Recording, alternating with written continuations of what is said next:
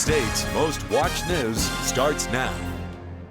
Good morning and welcome to the KOAM Morning News. It's 5 a.m. I'm Tanya Bach. Another warm day with highs in the 90s. Hey, but a chance of rain this evening. Let's toss it over to Michael with a look at the forecast. It's going to be hot, hazy, and humid today. There's a live look from 7th and Rangeline.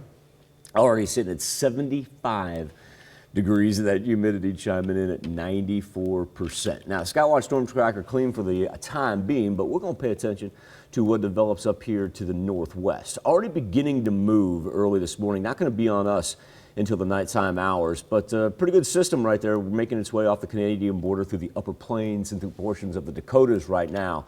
And some thunderstorm activity involved with that. Before we get there, let's concentrate on how warm it's going to be today as our temperatures sit in the mid 70s and eventually going to make it up into the 90s. So feel about like 97, 98 a little bit later this afternoon. Got up to 91 yesterday.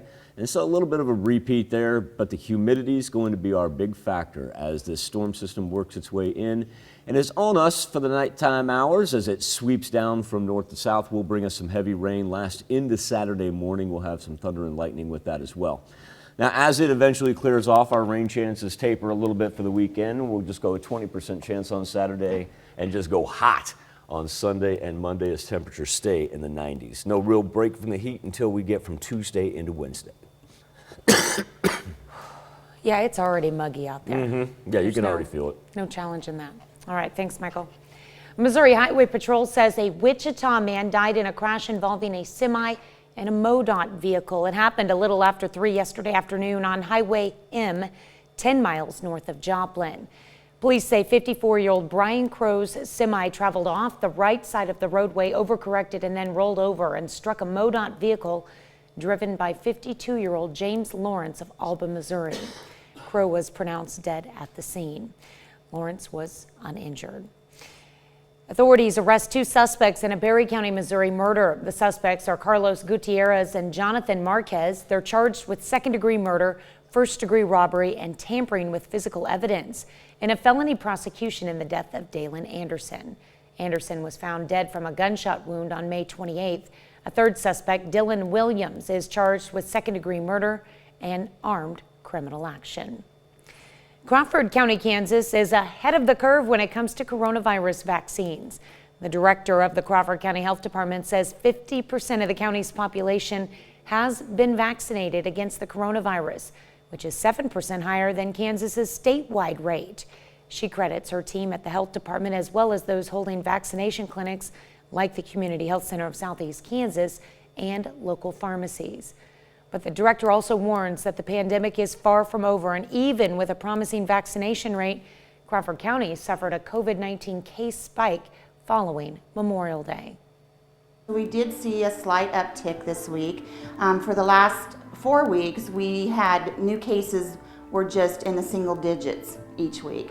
And this week so far, we have had 20 new cases. Crawford County Health Department Director Van Kim says she'd like to see everyone who's eligible for a vaccine get one, but that the 18 to 35 age group needs to most work to improving their vaccination rate. Missouri's 4th Congressional District Republican Representative Vicky Hartzler announces her bid for the United States Senate. Hartzler is running for the seat of current U.S. Senator Roy Blunt's seat, who announced he will not run for re-election next year. In her announcement video, Hartzler said the U.S. is in a state of crisis and that she's running in order to protect freedom. I am running for the U.S. Senate in order to protect our freedoms and preserve America's greatness. I listen, I care, I act, and I have a track record of getting things done in Washington, and that's what we need right now. An Arkansas woman is suing an Arkansas State Police officer who she says negligently performed a pursuit intervention technique, or a pit maneuver, that caused her car to flip over on the highway at 60 miles an hour. Dashcam video shows the incident that happened last July. The officer says he was stopping a speeding driver who was not pulling over. The driver, who was pregnant at the time, says there was not a safe place to pull over, so she was waiting for the exit. The woman's baby is okay and at this point is now 4 months old.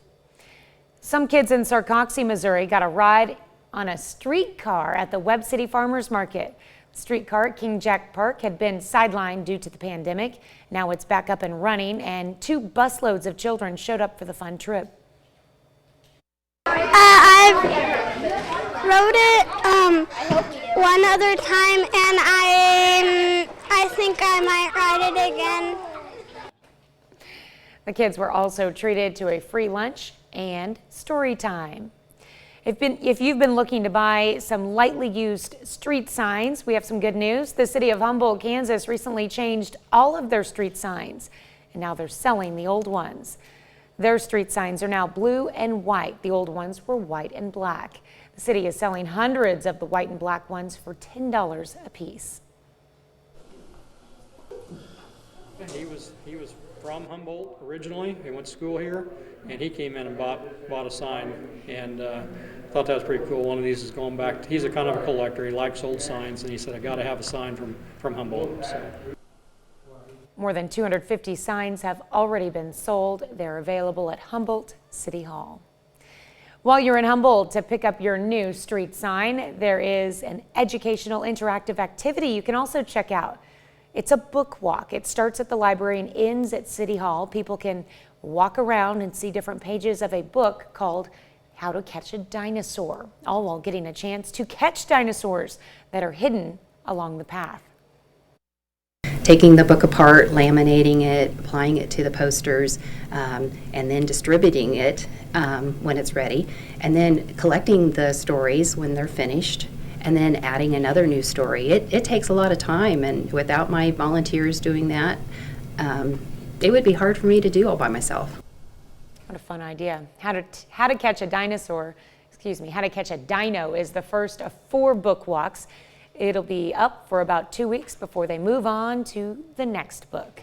It's 5:07. Warm and humid already on this Friday morning. Temperatures in the mid-70s and eventually working up into the 90s. Heat index readings as high as 102 during the afternoon. Then after we top out heat-wise, turn our attention to thunderstorm activity that works in from north to south. Begins by about a little after sunset in the top portion of the 4 states, works its way from north to south into Saturday morning. And we just heat right back up for Saturday and Sunday, back into the 90s. Look at this morning's top stories and weather in our first 7 minutes. Coming up on the KOAM Morning News, we hear from former Missouri Southern All-American KAM Martin on his transfer to KU for his last year. Plus, a new study launched to understand how the COVID vaccine impacts cancer patients and survivors. And we look at a new program in Oklahoma giving inmates access to computer tablets. You're watching the KOAM Morning News. More real news in the morning. We'll be right back.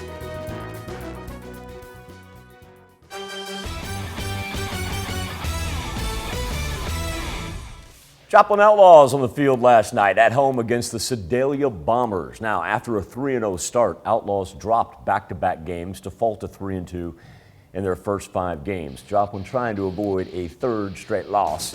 And at home at Joe Becca Stadium, down 1, Outlaws find a run in the second as Jed Jenkins takes it to center field. Here comes Cade Lott.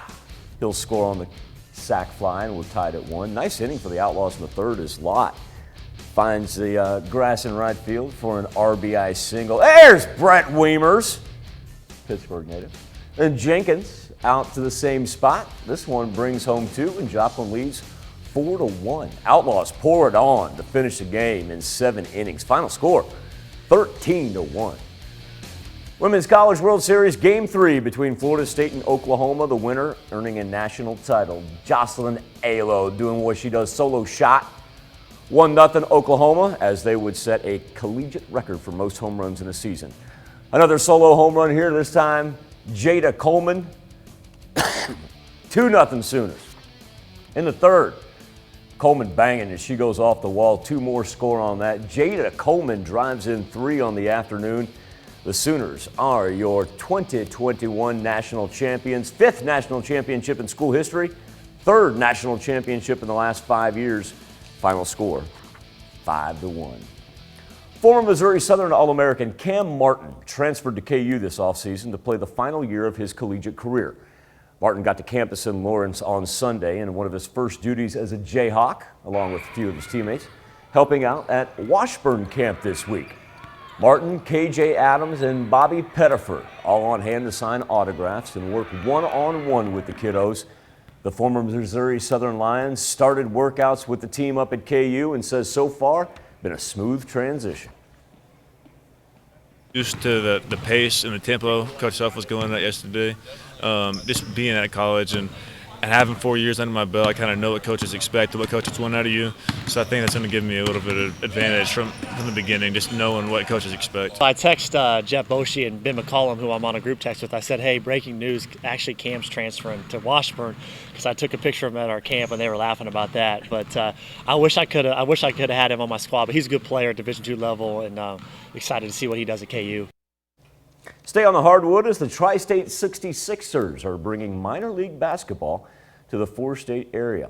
Play their home games at the Pittsburgh YMCA. The roster made up of mostly players from Joplin, Springfield, and the Kansas City areas. 66ers are in their first season playing in the Mid-South Division in the PBA, that is the Professional Basketball Association. The way it's structured is a great league. It gives opportunity because we're also partnered with the EuroLeague.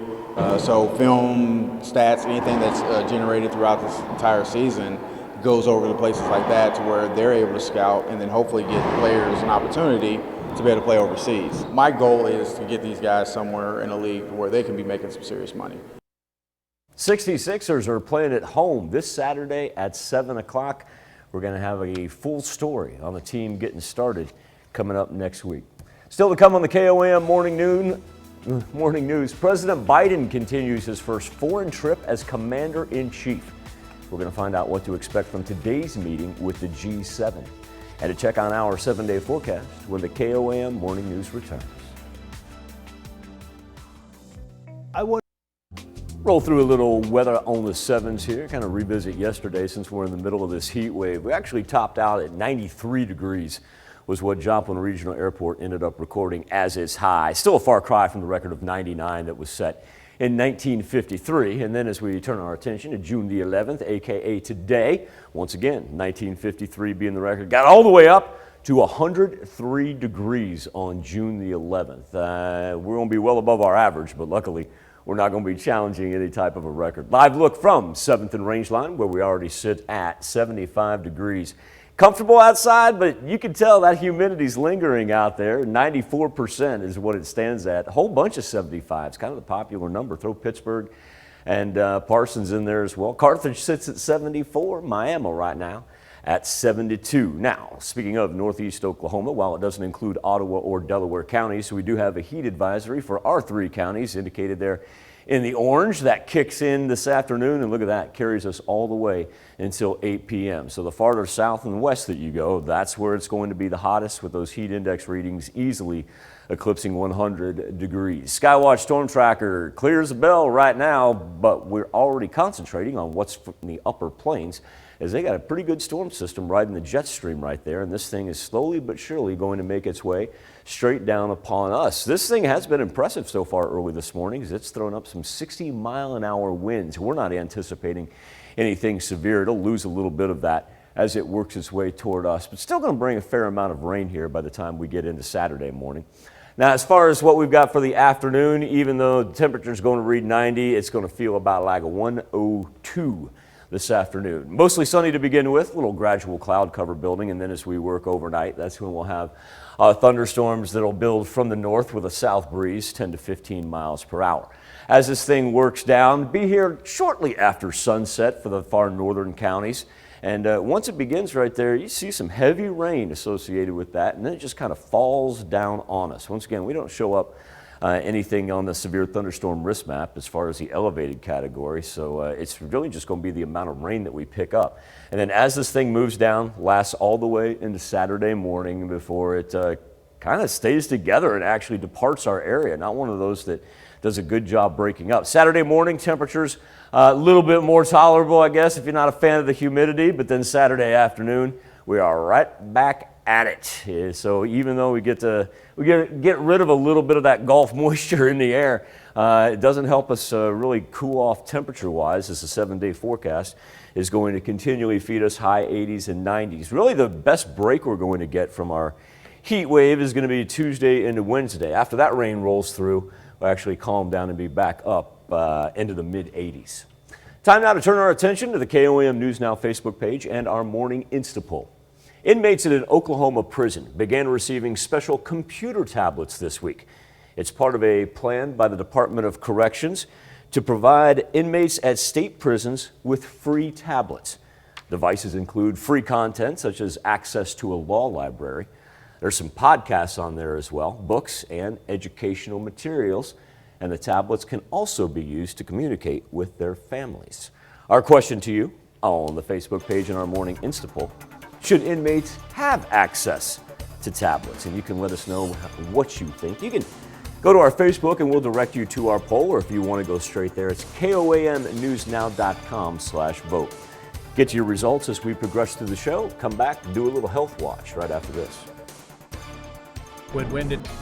Topping Health Watch this morning, many medical groups recommend cancer patients and survivors receive the COVID-19 vaccine, but there are some questions about the effectiveness of the shot for this group. Researchers in Ohio are launching a study to understand how the vaccine impacts those patients. Laura Podesta has more. Dave Hill knows about quarantining. Even before the pandemic, the 63-year-old had to isolate after receiving intense chemotherapy and then a stem cell transplant for lymphoma. I've been doing this since mid-2018, and I said, so if you think you're stir crazy, you should, be in my shoes. The stakes got even higher when COVID hit. There was an extremely high anxiety about any kind of infection. I just had to continue to be very diligent. Cancer treatment can affect the immune system, which can leave patients susceptible to infections. Experts recommend most cancer patients and survivors receive the COVID-19 vaccine, but there are some unknowns. There are some patients where we're not measuring as good an antibody response as what we would like to see. However, we have no idea whether or not that's still sufficiently protective.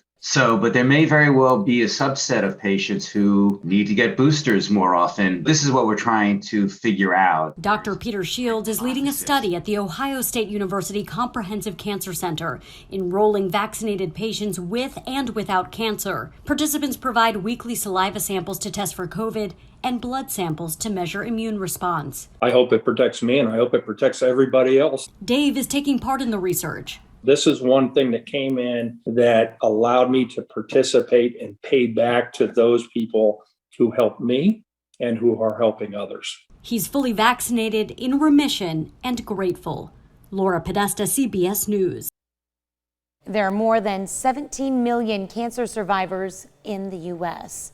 Adding to the list of symptoms from COVID-19, researchers now believe the virus can cause both hearing and balance disorders. A study at the University of Texas also finds stress from the pandemic may aggravate symptoms of tinnitus, which causes ringing in the ears. A different threat to audio health may be coming from your earbuds. Studies presented to the Acoustical Society of America finds that children, teenagers, and young adults are listening to music through headphones at unhealthy volumes for many hours a day. Researchers are warning of an epidemic of hearing loss when today's younger generations reach midlife. That's a look at some of today's top health stories. You're watching the KOAM Morning News. Temperatures already sitting in the mid-70s. Thank goodness it's a warm morning, and you can feel the humidity when you walk outside as well. And humidity is not going to go anywhere today. Feel about like 102 during the afternoon hours. We'll top out temperature-wise in the 90s coming off of yesterday. Yesterday was the hottest day of the year so far. We got a good chance to eclipse that. We got up to 93 at night in Joplin Regional Airport. Should see about 93, 94 later on this afternoon. Now, after sunset, say about 8:30 or so, thunderstorm activity begins up to the north and just kind of falls straight down on us. It's going to take a while to get here. But it's packing some pretty good rain in there, and we'll have some thunder and lightning with that as well. Take us into Saturday morning. And then we heat right back up into the 90s for both Saturday and Sunday. Back off those rain chances, though, during the afternoon hours. We'll be right back after this. Look at the way.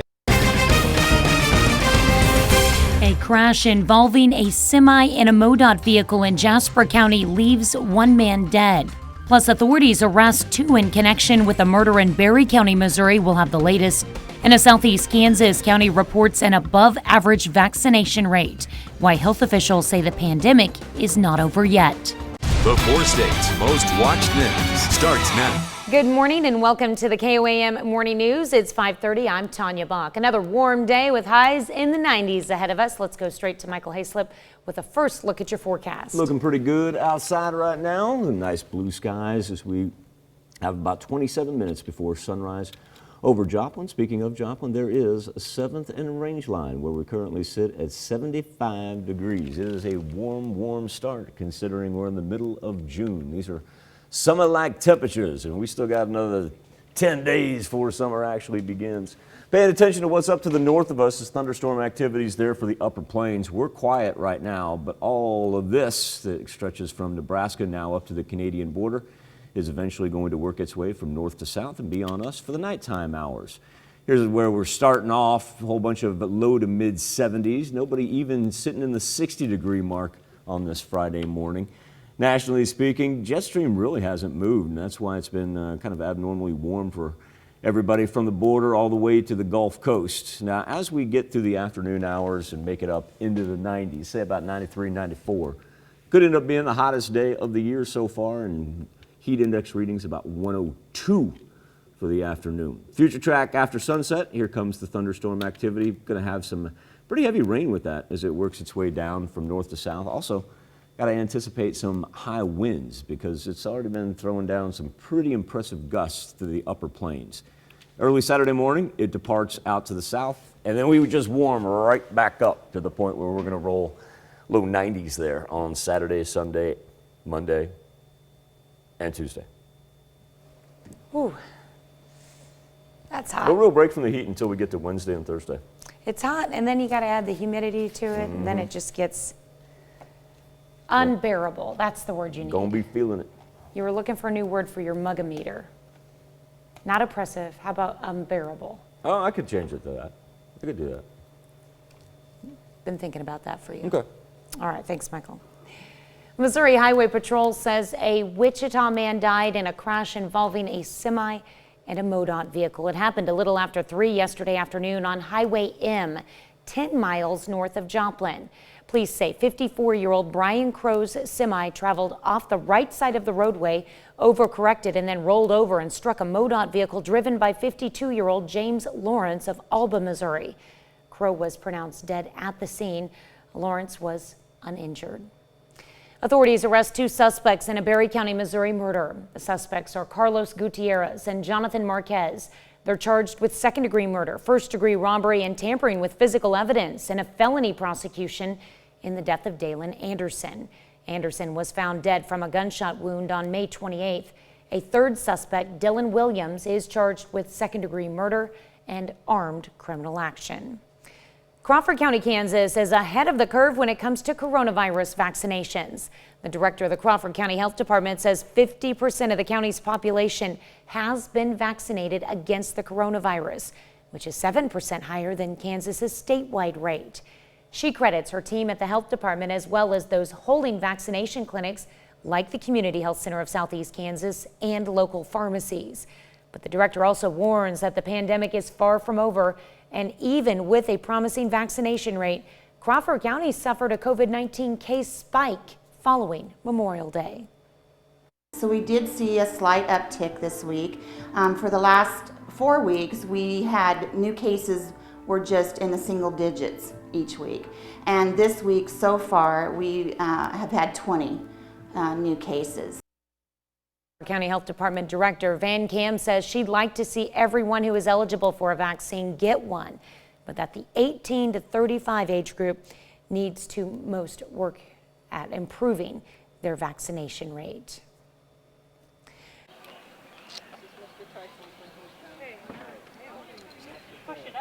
There we go. The Columbus, Kansas Skill Resource Center hosted its Customer Appreciation Picnic. Skill is an independent living resource center for people with disabilities. Yesterday's picnic served as a thank you to the customers who keep the nonprofit running. Skill's a big family, and really the people that work for Skill, we all become what becomes a lifestyle. So you either live the life or you just don't really fit in. Skill was also offering free COVID-19 vaccines to people who wanted one. Missouri's 4th Congressional District Republican Representative Vicky Hartzler announces her bid for the United States Senate. Hartzler is running for the seat of current U.S. Senator Roy Blunt's seat, who announced he will not run for re-election next year. In her announcement video, Hartzler said the U.S. is in a state of crisis and that she's running in order to protect freedom. I am running for the U.S. Senate in order to protect our freedoms and preserve America's greatness. I listen, I care, I act, and I have a track record of getting things done in Washington, and that's what we need right now. Quapaw Nation Business Committee votes unanimously to disqualify former Chairman John Berry as a candidate for vice chairman. Berry led the tribe for more than 20 years, but he currently faces 11 criminal charges in Quapaw Nation Tribal Court, including embezzlement and conspiracy. Some kids in Sarcoxie, Missouri got a ride on a streetcar at the Webb City Farmers Market. The streetcar at King Jack Park had been sidelined due to the pandemic, but now it's back up and running, and 2 busloads of children showed up for the fun trip. I rode it one other time, and I think I might ride it again. The kids were also treated to a free lunch and story time. That's a look at our top news stories coming up this half hour in the KOAM Morning News. Canines hit the green carpet. Westminster Dog Show is back. I'm Elise Preston with the new breeds and the new look of this year's show. Plus, President Joe Biden continues his European trip with a huge announcement on vaccinating the global community. We'll have the latest as he meets with key U.S. allies. But first, it's 5:37. Going to feel about like 102 later on this afternoon. Our temperatures will reach into the low 90s once again, and we'll challenge yesterday where we got up to 93 at Joplin Regional Airport. I think we'll see 93s and 94s later on this afternoon. Then we get ready for a little overnight thunderstorm activity. Kind of wants to get on us right after sunset. Start up to the north. Everything will work north to south. It's got some heavy rain in there, and we'll throw thunder and lightning, and don't discount some wind gusts of 35 to 40 miles per hour either. As it drops off for Saturday, we're going to heat right back up into the 90s for the weekend and actually carry the heat wave into next week. Don't really get a break until we get from Tuesday into Wednesday. We'll be back with World Watch right after this. Affordable. Topping World Watch, the G7 gets underway today in Southeast England. President Biden and other global leaders are announcing a major coronavirus vaccine donation to help the world recover from the pandemic. CBS's Ian Lee is in London with the latest. The G7 nations are donating 1 billion coronavirus vaccines to the rest of the world. We're doing this to save lives, to end this pandemic. That's it, period. The U.S. is leading the way with 500 million doses of Pfizer's vaccine. 100 low and lower middle income countries. They will be the beneficiaries. French President Emmanuel Macron said the European Union must have the same ambition as the United States. His country is donating 30 million doses by the end of the year. The United Kingdom will add 100 million. The 7 wealthy nations are expected to outline their commitments later today as the summit officially begins. Everybody's absolutely thrilled to see you. President Biden received a warm welcome from British Prime Minister Boris Johnson on Thursday. There's so much that they want to do together with us, from security, NATO, to climate change, and it's fantastic. It's a breath of fresh air. As the Biden administration looks to reestablish America's role as a global leader, First Lady Jill Biden wore this message on her jacket. Well, I think that we're bringing love from America. I think that's important right now, that people feel a sense of unity for all the countries and feel a sense of hope after this year of the pandemic. The First Lady said she and her husband are looking forward to meeting Queen Elizabeth on Sunday and insists President Biden is over-prepared for his meeting with Russian President Vladimir Putin next week. Ian Lee, CBS News, London. Today, Jill Biden and Kate Middleton will participate in an early childhood education roundtable. This weekend will mark 34 years since Ronald Reagan said the iconic words, "Tear down this wall." Reagan saying the iconic speech at Brandenburg Gate on June 12, 1987, challenging Soviet leader Mikhail Gorbachev to open the Berlin Wall. The move marking the end of the East and West divide in Berlin, leading to German reunification. Constructed in 1961, the wall was a decades-long symbol of freedom in the West and a communist domination in the East. Over the years, 5,000 escaped to the West, with East German soldier Konrad Schumann famously jumping the barbed wire to escape into West Berlin. El Chapo's wife has entered a guilty plea to 3 drug-related charges. 31-year-old Emma Coronel Aspiro has been in custody since February, and when authorities arrested her at Dulles International Airport on international conspiracy charges. Emma Coronel, they were for drug trafficking charges. Before that, she was a regular fixture at her husband's 2019 federal trial.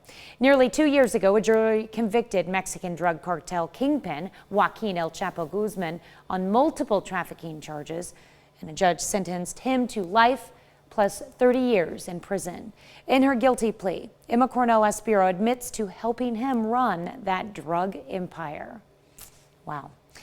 A rare NFT, or non-functionable token collectible, sells for $11.8 million at an auction. Digital artwork called CryptoPunk, dubbed the COVID alien, went under the hammer at Sotheby's Thursday. The artwork is rare. Only 9 alien punks exist in the entire series, and this artwork is only one with a mask. During a live auction, the piece was sold for $10 million, but with added fees tallied up. The total price came down to a whopping $11.8 million. CryptoPunks are a series of 10,000 unique pixel art characters made by Larva Labs in 2017. There's no 2 that are exactly alike. Interesting. That's a look at some of your biggest headlines from around the world. Let's toss it over to Michael for our Something to Talk About. Thank you, Tanya. This morning on the KOAM News Now Facebook page and our morning Insta poll, inmates at an Oklahoma prison began receiving special computer tablets this week. All part of a plan by the Department of Corrections to provide inmates at state prisons with free tablets.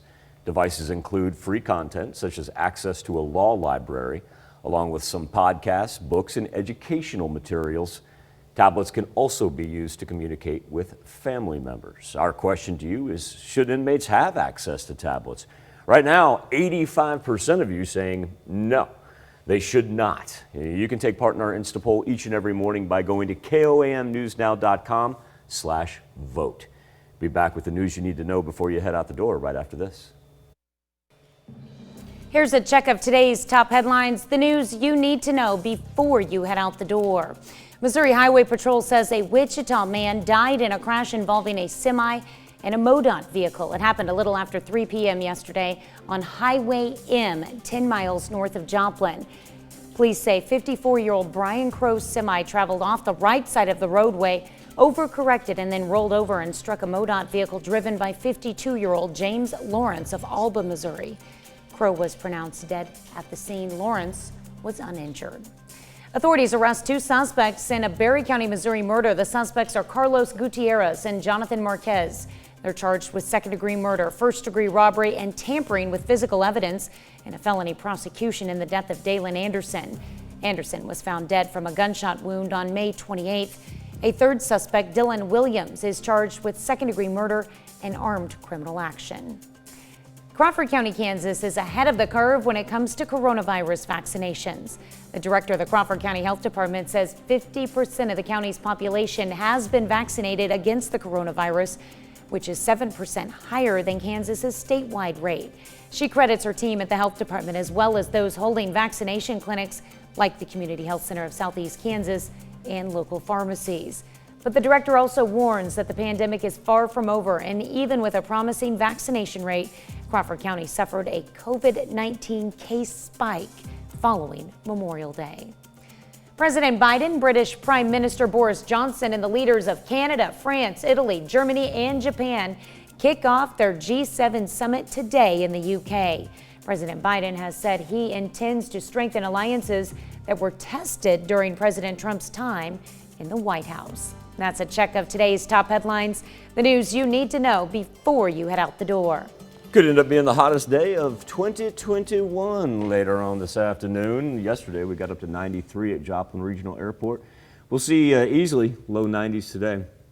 May even see it 94, 95 every now and then. Going to feel about like 102. Now, we got some rain on the horizon. Usually that means a little break from the heat. Not going to be the case, however, as this drops in from the north about after sunset, takes it with some heavy rain there on the leading edge of it. And you see the red and the orange cooking in. That thing's going to throw down a little lightning, thunder, and has already produced some 35 to 40 mile per hour gusts up in the upper plains where it resides this morning. It's just going to take a while to get to us. As it drops through, doesn't really break up, stays pretty organized, but should be done by late Saturday morning. And unfortunately, we're just going to warm right back up into the 90s for Saturday and Sunday. It's not really going to give us much of a break from the humidity. As a matter of fact, we'll carry that summer-like trend all the way from Monday into Tuesday, and then finally be back into the mid-80s for Wednesday and Thursday. Of course, you can always find the latest on the Skywatch weather app. Beginning today, thousands of canines from all 50 states and 10 countries will hit the green carpet for the 145th Westminster Kennel Club Dog Show. Now, COVID delayed the show a few months and also shifted the venue. But now this Sunday, one prize pooch will be crowned Best in Show. Elise Preston reports from Terrytown, New York. From gracefully leaping through hoops to quickly navigating mazes, it takes a lot to be top dog. The proper exercise is important, nutrition is really important, and of course skin and hair. Over the next few days, pooches and their handlers will be showing off their training, agility, and personality in this year's Westminster Kennel Club Dog Show.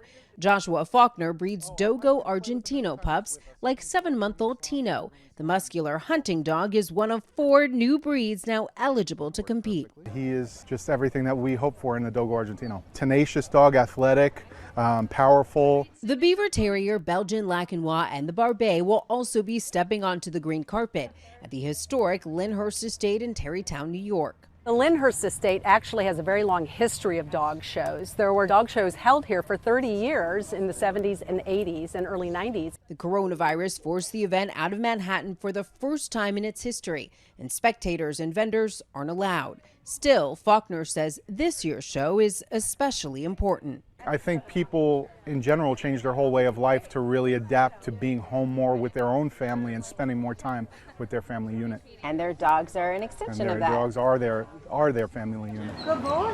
All eyes will be on the prize pups Sunday night when one will be crowned Best in Show. Elise Preston, CBS News, Terrytown, New York.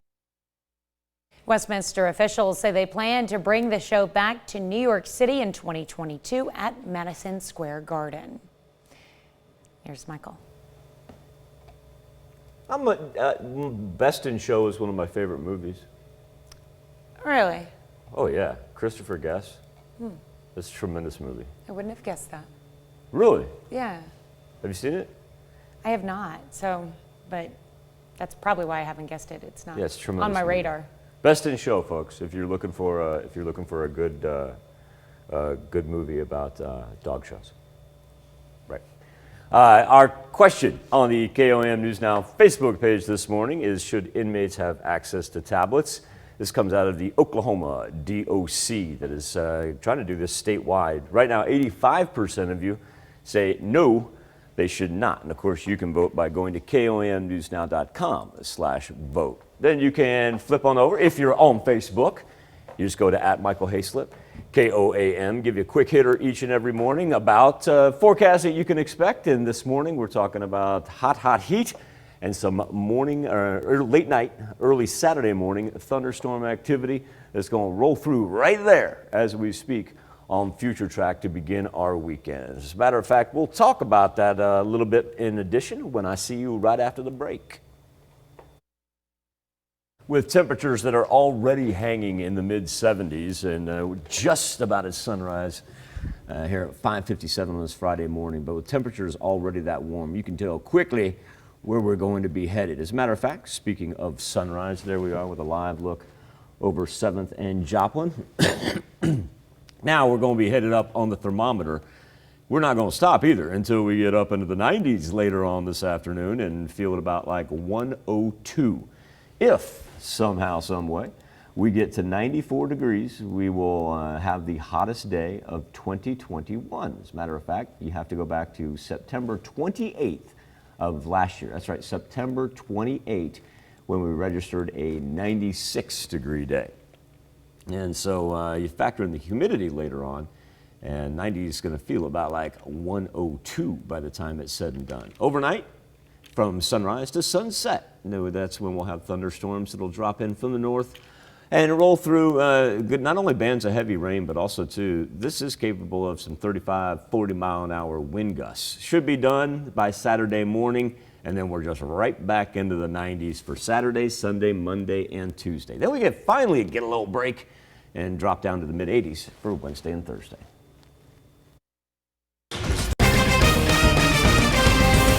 A crash involving a semi and a MoDOT vehicle in Jasper County leaves one man dead.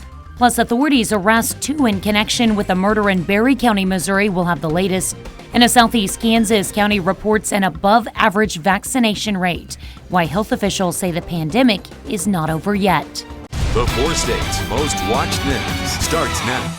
Good morning and welcome to the KOAM Morning News. It's 6 a.m. I'm Tanya Bach. Another warm day with highs in the 90s and a chance of rain tonight into tomorrow. Let's toss it over to Michael with a look at our forecast. Certainly is a beautiful sight over 7th and Rangeline as we now have a sunrise officially. Just a couple minutes past it, and as we look at our current conditions, 75 degrees. So it is off to a very warm start. And you can already feel the humidity up there. Keeping our eyes on what's up to the north. That won't be here until tonight. It's a slow mover. But as you can tell, it's pretty extensive as it stretches right now from Nebraska all the way past the Canadian border. But we're off to pretty picture-perfect Skywatch storm tracker to finish off our work week. Whole bunch of low to mid 70s. Nobody even sitting at 68 or 69. Everybody already into the 70s, and the jet stream, it's been pretty consistent with that ridge over Minnesota that feeds that warm temperature all the way down to the Gulf Coast. And the Gulf is actually what's feeding us the moisture, and that means conditions are going to be ripe later tonight. Really starts after sunset as it rolls in from north to south. Got some heavy rain there on the leading edge, and also too, this thing has thrown down some wind gusts of 35 to 40 miles per hour. As it departs by, say, mid-Saturday morning, then we heat right back up and stare 90s in the face over the weekend. Yeah, we've got that heat here, that's for sure. Not going anywhere either. All right. Stay safe out there, folks. Well, Missouri Highway Patrol says a Wichita man died in a crash involving a semi and a MoDOT vehicle. It happened a little after 3 yesterday afternoon on Highway M, 10 miles north of Joplin. Police say 54-year-old Brian Crow's semi traveled off the right side of the roadway, overcorrected, and then rolled over and struck a MoDOT vehicle driven by 52-year-old James Lawrence of Alba, Missouri. Crow was pronounced dead at the scene. Lawrence was uninjured. Authorities arrest 2 suspects in a Berry County, Missouri murder. The suspects are Carlos Gutierrez and Jonathan Marquez. They're charged with second-degree murder, first-degree robbery, and tampering with physical evidence in a felony prosecution in the death of Dalen Anderson.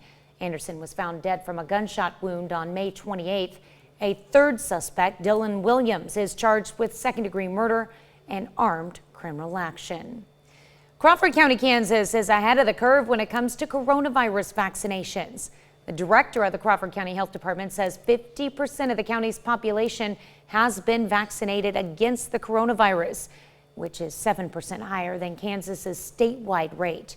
She credits her team at the health department as well as those holding vaccination clinics like the Community Health Center of Southeast Kansas and local pharmacies. But the director also warns that the pandemic is far from over, and even with a promising vaccination rate, Crawford County suffered a COVID-19 case spike following Memorial Day. So we did see a slight uptick this week. For the last 4 weeks, we had new cases we're just in the single digits each week. And this week so far, we have had 20 new cases.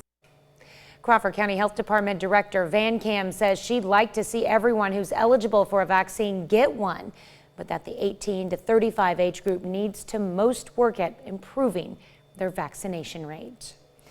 Missouri's 4th Congressional District Republican Representative Vicky Hartzler announced her bid for the United States Senate. Hartzler is running for the seat of current U.S. Senator Roy Blunt's seat, who announced he will not run for re-election next year. In her announcement video, Hartzler said the U.S. is in a state of crisis and that she's running in order to protect freedom. I am running for the U.S. Senate in order to protect our freedoms and preserve America's greatness. I listen, I care, I act, and I have a track record of getting things done in Washington, and that's what we need right now. Well, if you've been looking to buy some lightly used street signs, we've got good news. The city of Humboldt, Kansas recently changed all of its street signs and now is selling the old ones. Their street signs are now blue and white. The old ones were white and black. The city is selling hundreds of the white and black ones for $10 a piece.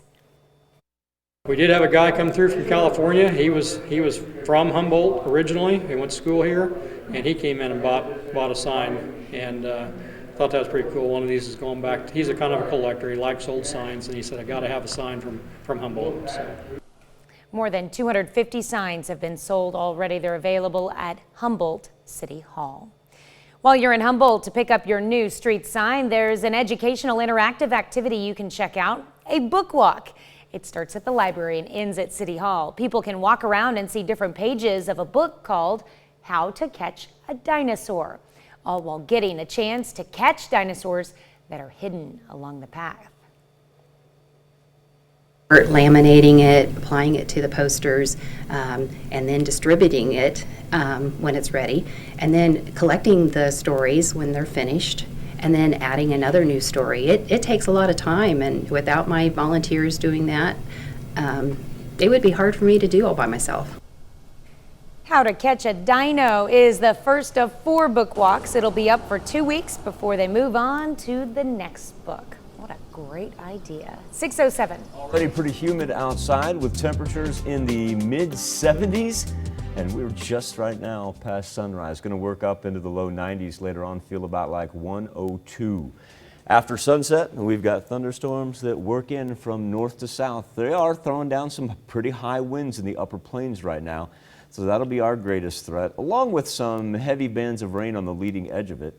Future Track will paint a little picture here of the red and the orange bands that move in, and as it drops down on us, lasts until Saturday morning. After that, right back into the 90s for Saturday and Sunday. That's a look at this morning's top stories and weather in our first 7 minutes. Coming up on the KOAM Morning News, prices push higher. Prices at your favorite store are hitting your wallet. I'm Elise Preston with a look at what's driving the nation's historic inflation and what experts advise you do with your money. Plus, a large American city is the first on the cusp of reaching herd immunity. And for this week's 4-state staycation, we head to Jay, Oklahoma to get up close and personal with an alpaca at Zena Siri Alpacas. You're watching the KOAM Morning News. More real news in the morning. We'll be right back. In Money Watch this morning, if it feels like you're paying more for everything, well, you're right. Consumer prices pushed higher again in May, capping off the biggest 12-month inflation spike since the financial crisis in 2008. Elise Preston breaks it down. Blaze Rodolfo and his son are cutting and laying tile on a home remodeling project. The contractor says supplies are hard to come by and about 40% more expensive than they would have been pre-pandemic. I've never seen this before. I'm in the business for 35 years. A new government report finds prices on goods and services surged again in May. And looking back over the last 12 months, prices have risen 5%. That's the largest 12-month inflation spike since 2008. It seems like it was easier to freeze the economy than it has been to defrost the economy. CBS News business analyst Jill Schlesinger says increased consumer demand is battling it out with a shortage of supplies. That's showing up in higher prices on all kinds of everyday products. She also points to the speed of the economy's reopening. That's actually happening faster than employers can find suitable workers. And that's causing wages to jump a little bit. And then that can also lead to a vicious cycle where the companies actually have to raise their prices in order to make the equation work.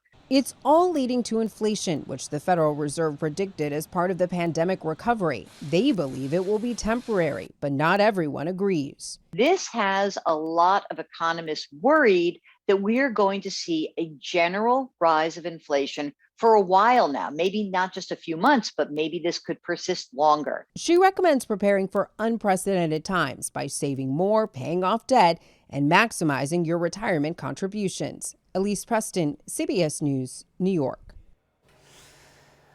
A bipartisan group of senators says it has an infrastructure deal. 5 Republicans and 5 Democrats released a statement saying the plan would not hike taxes and would be fully paid for, but did not explain how. President Biden had called for more than $1 trillion in new spending. It's also unclear if the senators' deal will have enough support from their colleagues to pass Congress. Netflix's latest project is not on the screen. Its streaming giant has launched an online store.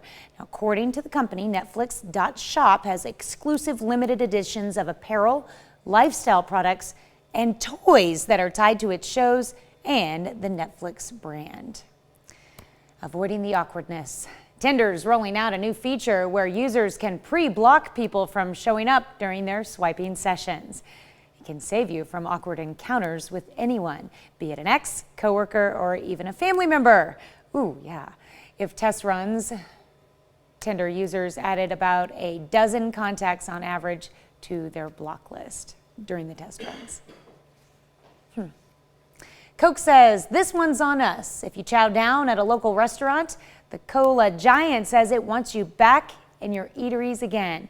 To help restaurants recover from tough coronavirus times, so they're rolling out this Coke's on Us, an incentive where Coke essentially pays you a free Coke worth for dining. The free Cokes are actually $2.50 MasterCard mobile wallet credit. You can use at any restaurant that takes card payments. Go to us.coca-cola.com/summer. You'll get an email with details for your free Coke, good from June 17th to the 21st. That's a great idea. That's it for Money Watch. We'll be right back. Approaching 6:17, roll a little weather on the 7s and break out our almanac for this June the 11th, where, tell you what, 1953, it had to just be a scorcher of a year because that's where our record highs have come from all week long. Now, while it's going to be hot today, we're not going to challenge what they had when it got to 103 degrees, but we're certainly going to cruise past our average high there of 85 degrees. That's a live look over 7th and Range Line. Sun beginning just to peek over the tree line, and it's already 75 degrees. It's been pretty comfortable outside, but I tell you what, you walk out, you can feel that humidity already sitting up there in the atmosphere. 75 in both Lamar and in Carthage. Let's roll 74 in Independence and 72 right now in Miami. We do have heat advisories for 3 of our counties in northeast Oklahoma that actually last all the way until 8 o'clock tonight. So the farther south you go and the farther west that you push, that's where we're going to have the majority of our heat. Skywatch Storm Tracker looks pretty darn good for, with as much humidity as we have. Hadn't had any cloud cover or nothing falling out of the sky precipitation wise. That's because it's all up north of us. And what this is going to do, this system stretching from Nebraska all the way on the other side of the Canadian border, is slowly make its way, almost follow those arrows right there of the jet stream down toward us as Friday continues. Not going to be here anytime soon. Going to take until tonight before it arrives. So in the meantime, we'll be attempting to break a 2021 record. If we get to 94 degrees at Joplin Regional Airport, it will be the warmest day of our new year. Haven't had a 94 pop up since late September of 2020. Let's talk about that thunderstorm activity. Here it comes after sunset. Band of heavy rain there right along the leading edge. That'll have a little thunder and lightning in it as well. And also too, chance for wind gusts of 35 to 40 miles per hour. As it dips off Saturday morning, then we clear out and we warm right back up to the tune of having 90s not only for Saturday and Sunday, but we'll carry that into Monday and Tuesday as well. Tanya? Well, normally, if you want to see an alpaca in person, you would have to book a flight to South America, or at least find a nearby zoo. But what if I told you there was a farm right here in the 4 states that not only lets you see the woolly animals, but pet them as well? For our next 4-state staycation, KOAM photojournalist Liam Mandelbaum takes us to Xena Siri alpacas in Jay, Oklahoma.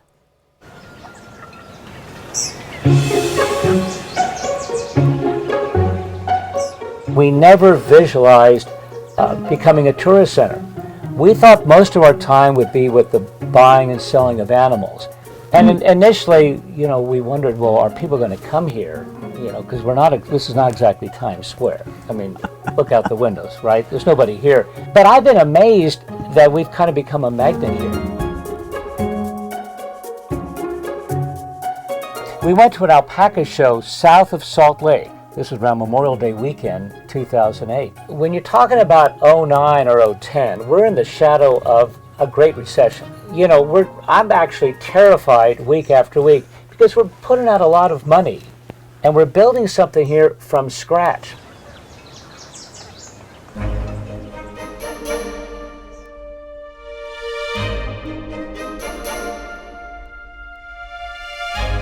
We've got more help here these days, but usually I spent most of my time getting the barn cleaned. The earlier, the better. Been here about a year. I start about 7:30. Every day is different being on the ranch. Most days though we like to get in and get the barn done. Barn takes a little over an hour to go in and get both sides clean, and then it takes about an hour to feed and change out all their waters. And the first question is, are they going to spit on me? Do they attack? They do have 3 different types of spit, but usually they're going to be spitting at each other and not necessarily at the person. Sometimes you are in the crossfire.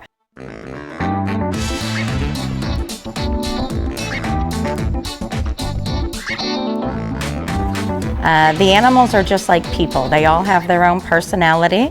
Some of them are going to come right up to you and let you pet them, let them touch you. The others are going to walk up to you but keep their distance.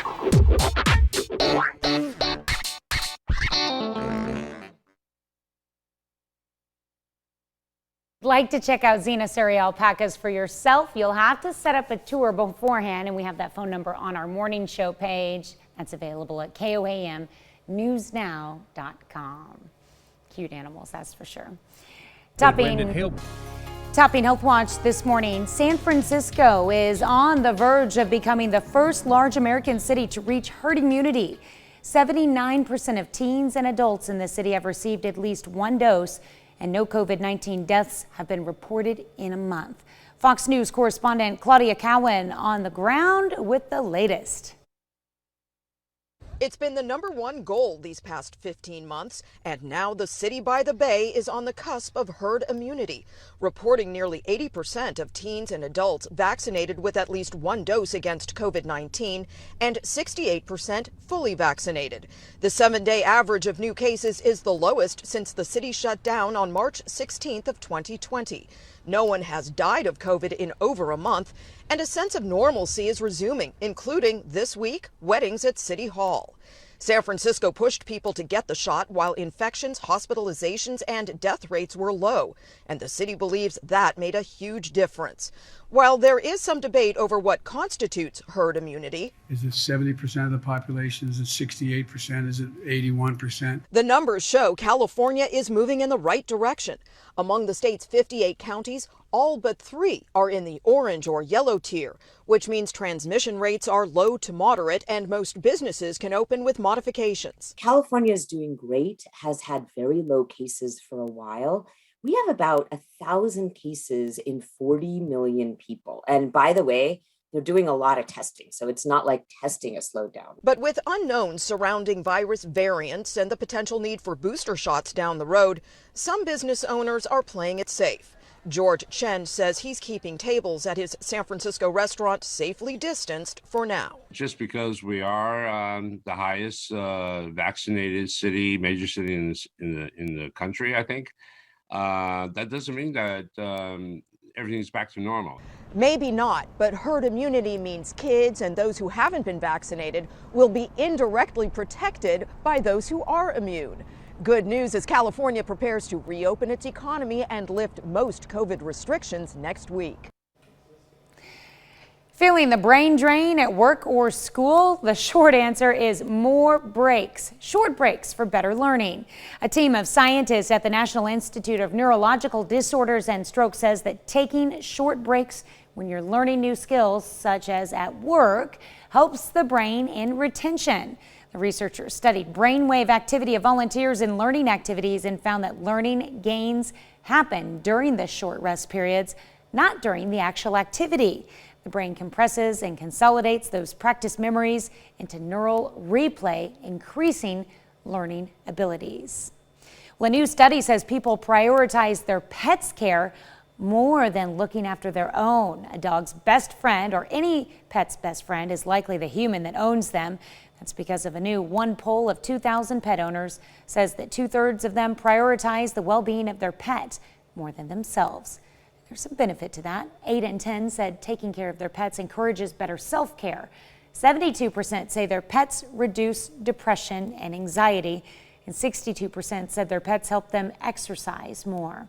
That's a look at some of today's top health stories. You're watching the KOAM Morning News. Already pretty warm outside, 75 degrees right now over Joplin. We were there pre-sunrise, as a matter of fact, so the mostly sunny skies are going to kick in and take us into the low to mid 90s later on today. Now look at the right-hand side. You'll notice we've got some thunderstorm activity that's going to barrel in here. Won't be here till after sunset, and it'll fall from north to south on us. Got a little heavy rain involved in that, especially on that leading edge as it works through overnight into early Saturday morning. A little thunder, lightning, and how about some 35 to 40 mile an hour wind gusts with it as well. After it drops off, we're going to heat right back up. Going to be a little bit of a scorcher of a weekend as we stay in the 90s. We'll be back with more KOAM Morning News right after this.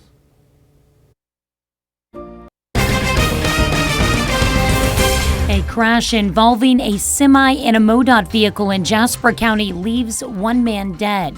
Plus, authorities arrest 2 in connection with a murder in Berry County, Missouri. We'll have the latest. And a Southeast Kansas County reports an above-average vaccination rate. Why health officials say the pandemic is not over yet. The 4 states' most watched news starts now. Good morning and welcome to the KOAM Morning News. It's 6:30. I'm Tanya Buck. We've got another rather hot day ahead of us with chance of rain this evening. Let's toss it over to Michael with a first look at your forecast. Sun already beating down outside of Television City. It's going to be a beautiful start. It's just a warm one. That is 7th and range line. And as we kind of transition our camera, it's nice that we can do that on the fly right here. We can tell that there is not a cloud throughout the sky. Our temperature is already sitting at 75 degrees. It's been a warm and humid one. And it was at 75 before the sun even rose. Up to the north, that's what we're looking at because it's headed our way throughout the course of our Friday. Won't be here until the nighttime hours, so don't let it cancel any of your plans during the day as we're off to just a very, very peaceful start. Warm though, 72 is in Miami and in Grove, 73 in Nevada, and 76 already, my goodness, in Neodesha. Everything up by the Canadian border that ranges through the Dakotas and then into Nebraska is going to follow those arrows straight down throughout the course of the afternoon hours. And while we await it, we're still going to be able to have temperatures in the low to mid 90s. Feel about like 102 later on this afternoon. As the rain arrives, it'll have some heavy rain on the leading edge of it. It drops down, some thunder, some lightning, and also 35 to 40 mile an hour wind gusts until it departs on Saturday morning. And instead of it taking a little pressure off of the mercury, now we're right back into the 90s from Saturday, Sunday to Monday and Tuesday.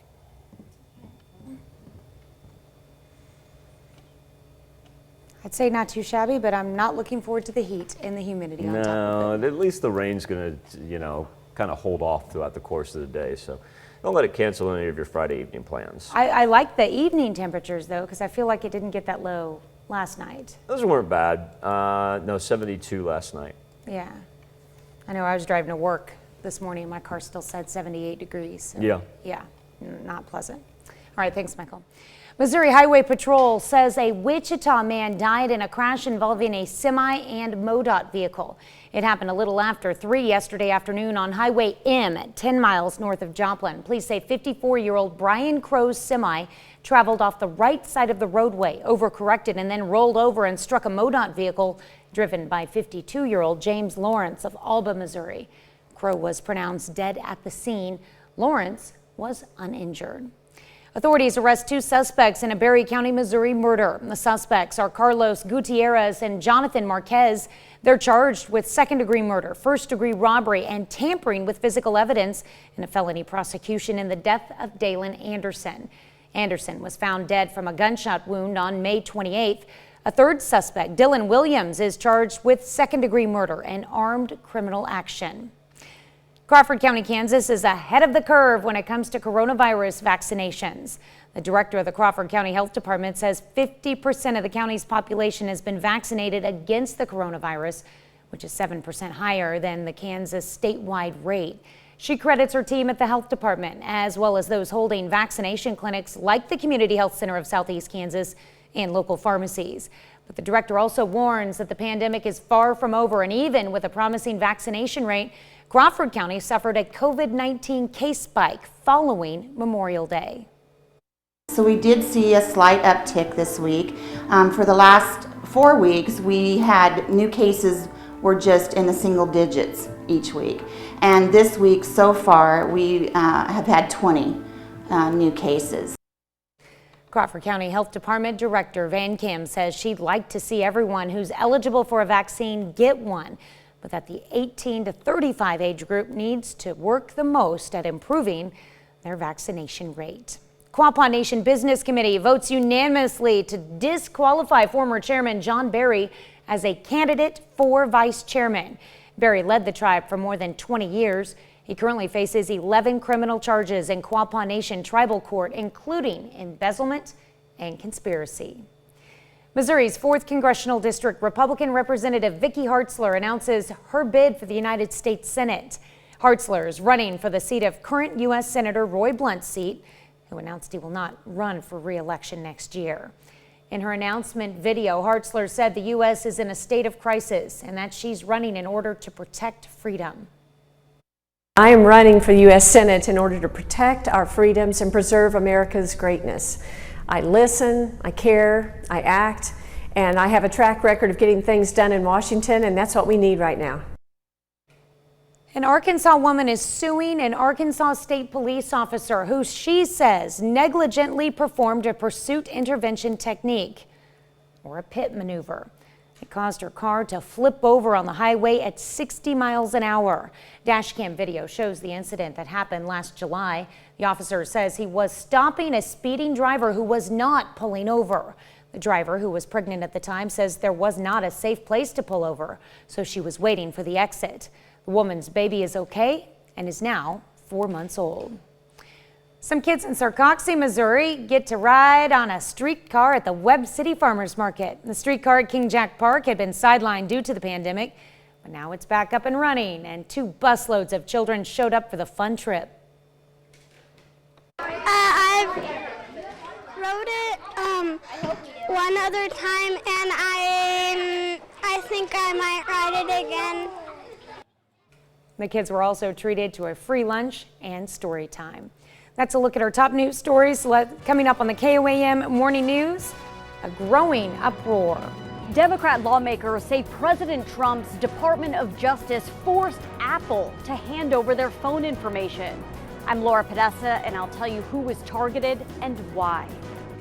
Plus, for our Something to Talk About, we're asking, should inmates have access to tablets? We let you weigh in, but first, it's 6:37. Heat advisories for 3 counties in northeast Oklahoma. And on top of the heat, we're going to have thunderstorm activity overnight. It's going to drop down from our northern counties just shortly after sunset. And look at that, we've got some heavy rain in there, a little thunder and lightning as well. And then we're going to be right back into the 90s after the rain departs on Saturday and Sunday. We'll be right back with Nation Watch next. At DDS Dentures and Implant.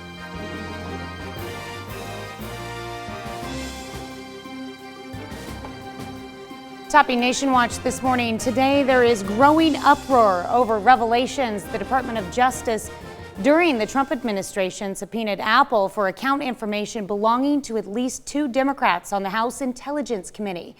According to the bombshell story first reported in the New York Times, this was all part of an effort to identify who'd been leaking certain information to the press. CBS News' Laura Podesta explains.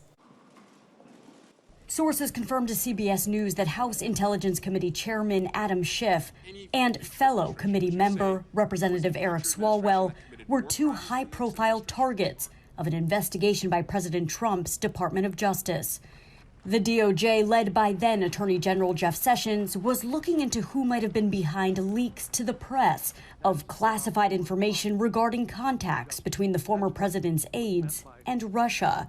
I was notified, Dawn, by Apple that they did seize my records. Sources also confirm the DOJ subpoenaed Apple for the communications metadata of at least a dozen people connected to the congressman, including aides, family members, and even a minor. I believe they were targeted punitively, not for any reason in law, but because Donald Trump identified Chairman Schiff and members of the committee as an enemy of his. And just like Vladimir Putin, or Erdogan or Xi and China, he used the power of government corruptly to go after his perceived political opponents. Although nothing was found that tied any committee members to the leaks, Sessions' successor, Bill Barr, revived the investigation in 2019. I think there needs to be an internal investigation within the Department of Justice. I would like to know, we've asked the Justice Department, was this just going after Democrats? CBS News has reached out to a spokesperson for the former president, but has not yet heard back.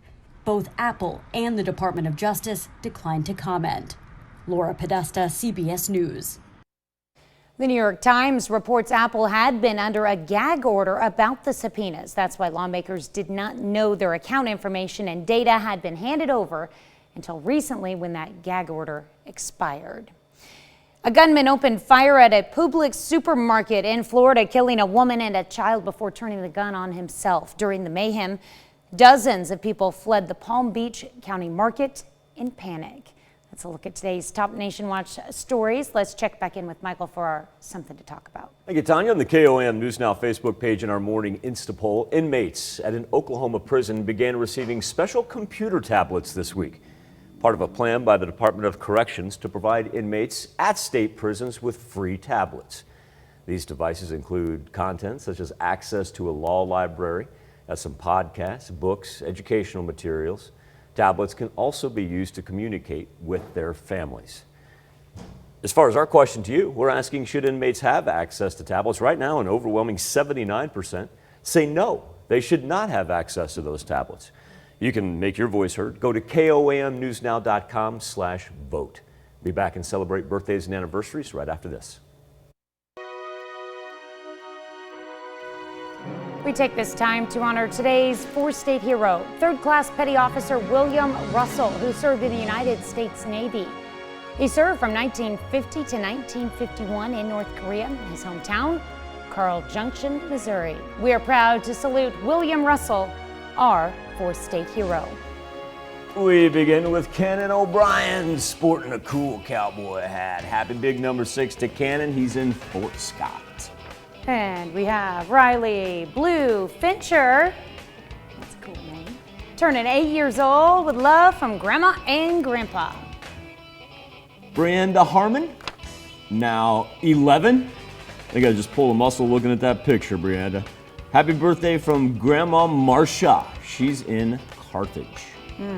All right, Cole Mitchell Jackson celebrating birthday number 12 this year.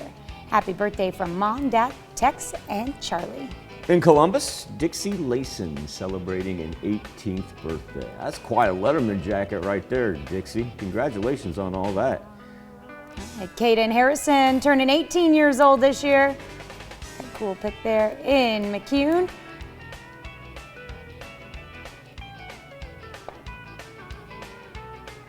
Janelle McElwain, she is celebrating her 23rd birthday. A happy birthday to you, Miss Janelle, with much love from the family.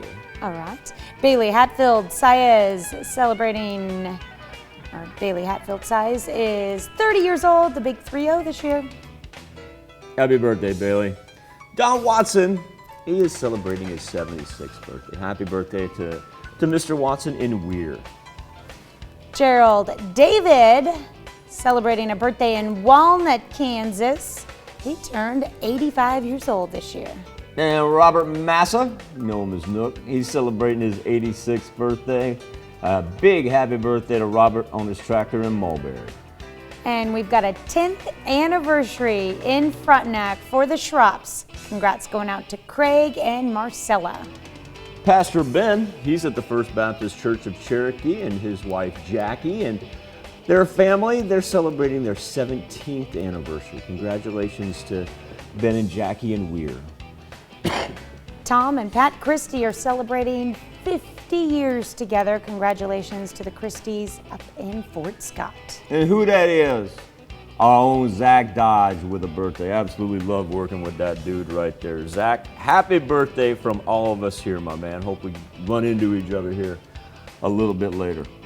I'm gonna track down why we don't have pictures of the first two I'm about to mention. Now, Miss Lexi, she turned 11, and Grandpa Mike, he turned 69. Mike, you know we love you. I'll find out right there. Anyway, you go spoil Lexi on her birthday.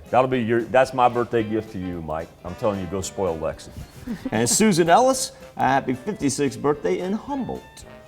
All right, Janet Zwallen in Chautauqua, happy birthday going out to you. And Chris Fowler down in Miami, birthday wishes to you as well. Could be the Chris Fowler. Well, he is the Chris Fowler. Maybe there's just another Chris Fowler. William and Brenda Reed, they are celebrating their 44th anniversary. Congratulations, William and Brenda. They are in Chautauqua. A happy birthday and happy anniversary to all on this June the 11th, or perhaps you're celebrating on June the 12th as well, and that's where you can send your birthdays into. If you go the email route, birthdays@koamtv.com. If you decide to do the internet, it is koamnewsnow.com/birthdays. Now, here's Tanya Bach with a very important birthday announcement. That's right, you can be a part of the KOAM Birthday Club. All you have to do is go to our website and sign up, and once you do, you'll get special deals from local businesses. Go to koamnewsnow.com and sign up for the KOAM Birthday Club today. As we progress through our June the 11th, luckily we won't get close to the record set back in 1953 of 103 degrees. My goodness. All our records this week have been from that 1953 year. I was not here for that, but that must have been an absolute scorcher. Live look outside of 7th and Rangeline from the intersection. Pretty quiet right now and pretty warm and humid, 75 degrees, and the humidity checking in at 94%. These temperatures have been in the 70s pre-sunrise. We really didn't have anybody even slip down into the high 60s. 73 in Pittsburgh.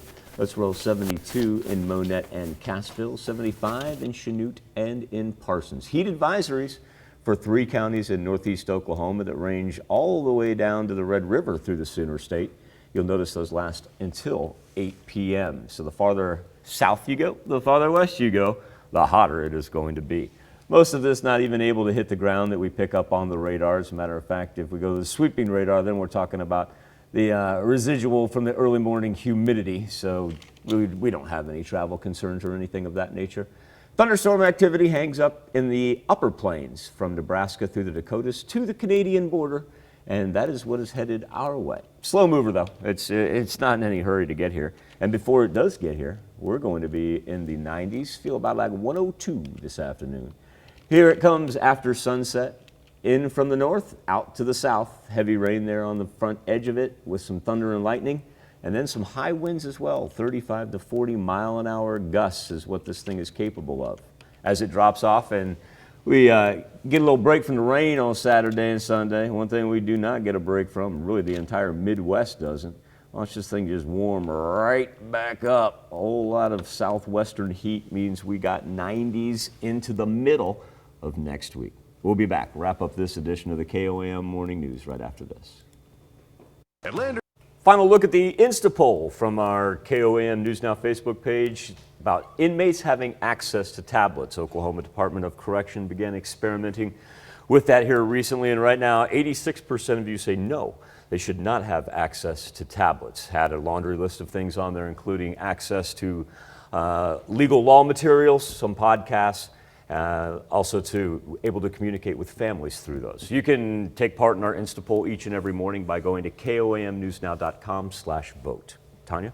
All right, here's a check of today's top headlines, the news you need to know before you head out the door. Missouri Highway Patrol says a Wichita man died in a crash involving a semi and a MoDOT vehicle. It happened a little after 3 yesterday afternoon on Highway M, 10 miles north of Joplin. Police say 54-year-old Brian Crow's semi traveled off the right side of the roadway, overcorrected, and then rolled over and struck a MoDOT vehicle driven by 52-year-old James Lawrence of Alba, Missouri. Crow was pronounced dead at the scene. Lawrence was uninjured. Authorities arrest 2 suspects in a Berry County, Missouri murder. The suspects are Carlos Gutierrez and Jonathan Marquez. They're charged with second-degree murder, first-degree robbery, and tampering with physical evidence in a felony prosecution in the death of Dalen Anderson. Anderson was found dead from a gunshot wound on May 28th. A third suspect, Dylan Williams, is charged with second-degree murder and armed criminal action. Crawford County, Kansas is ahead of the curve when it comes to coronavirus vaccinations. The director of the Crawford County Health Department says 50% of the county's population has been vaccinated against the coronavirus, which is 7% higher than Kansas's statewide rate. She credits her team at the health department as well as those holding vaccination clinics like the Community Health Center of Southeast Kansas and local pharmacies. But the director also warns that the pandemic is far from over, and even with a promising vaccination rate, Crawford County suffered a COVID-19 case spike following Memorial Day. President Biden, British Prime Minister Boris Johnson, and the leaders of Canada, France, Italy, Germany, and Japan kick off their G7 summit today in the UK. President Biden has said he intends to strengthen alliances that were tested during President Trump's time in the White House. That's a check of today's top headlines, the news you need to know before you head out the door. Final look at our day planner. Temperatures all the way up into the 90s, feel about like 102, and then overnight here comes thunderstorm activity that's going to carry us into Saturday morning. Some heavy rain there on the front side, a little lightning and thunder, and 35 to 40 mile per hour wind gusts. After it's done Saturday, say mid-morning, then we'll just heat right back up into the 90s for Saturday and Sunday. Coming up today at noon, we're making braised Mediterranean beef in the Mr. Food Test Kitchen. Of course, your morning news continues on KOAM. That's when the CBS Morning News comes up next. Or you can switch on over with us on Fox 14, where your only local morning news continues. And this morning, we've got details on a big paintball event going on in the 4 states right now. And we'll see if we can challenge a record for 2021 when it comes to the hottest day of the year so far. That wraps it up for this Friday edition. Have a marvelous, marvelous weekend. Just do yourself a favor and find some shade every now and then. Do me a big favor. Be safe. We'll do this all again on Monday morning. And we're going to do it again today at noon.